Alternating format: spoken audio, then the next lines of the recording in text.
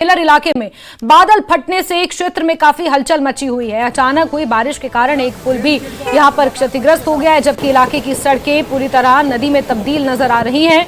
बाढ़ के कारण यातायात भी प्रभावित हुआ है। शोपियां जिले में एक सप्ताह के भीतर ये दूसरा बादल फटने की घटना है। इससे पहले 15 अगस्त को नौगाम में बादल फटने की घटना पेश आई थी। इस तरह की घटनाओं की बार बार होने वाली घटनाओं ने निवासियों और अधिकारियों के बीच चिंता को बढ़ा दिया है।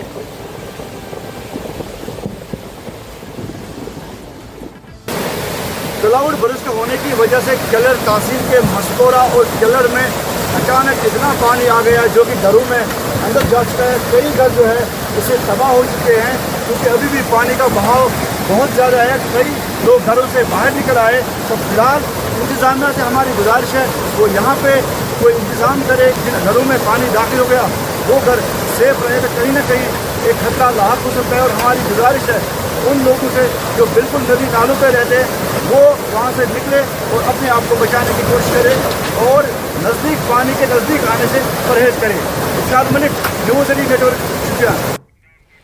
चलिए आगे बढ़ते